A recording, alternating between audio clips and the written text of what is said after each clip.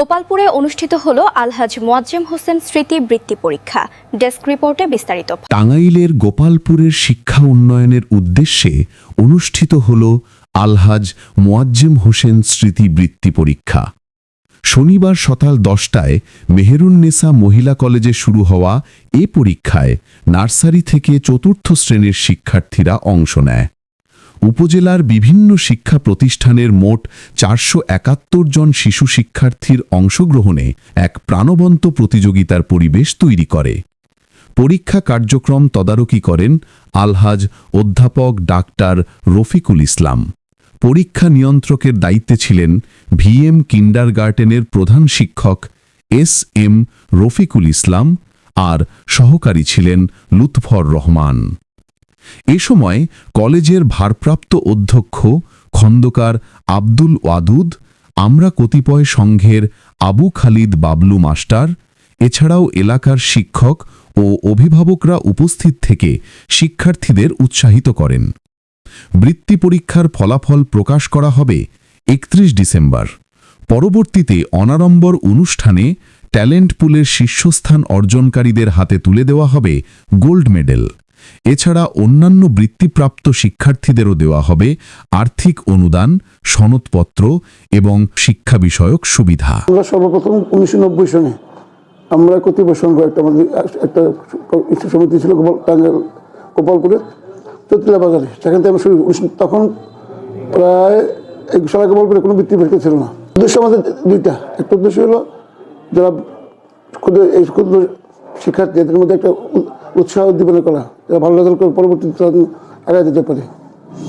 এবং বৃত্তি পরীক্ষা ছিল যে সাধারণ যারা বৃত্তি পরীক্ষা অংশগ্রহণ করে সবাই মোটামুটি পড়াশোনা করে, একটা প্রতিযোগিতামূলক পরীক্ষা হয়। বৃত্তি পরীক্ষা আমাদের আমি বলি, প্রথম যে বৃত্তি পরীক্ষা দিচ্ছে সেখান থেকে আমাদের 2 জন শিক্ষার্থী, একজন বর্তমানে যে আমাদের প্রাক্তন চেয়ারম্যান হোসেন চেয়ারম্যান, ওনার মেয়ে, সে এখন বর্তমানে পুলিশের এসপি, বিশেষ পুলিশ কাজের। আর আমাদের আমাদের প্রায়ত উপজেলা চেয়ারম্যান অধ্যাপক জয়নুল আবদিন স্যারের মেয়ে, বর্তমান ডিসি, এই মুন্সিগঞ্জ জেলার ডিসি। আমাদের এই ডাক্তার স্মৃতি, ডাক্তার পান্না, সব আমাদের এখন থেকে বৃত্তিপ্রাপ্ত অসংখ্য, এরকম অসংখ্য আমাদের বৃত্তিপ্রাপ্ত ছাত্রছাত্রী, ডাক্তার, ইঞ্জিনিয়ার, সে ঢাকা বিশ্ববিদ্যালয় থেকে পড়াশোনা করে ভালো ভালো অবস্থান আছে।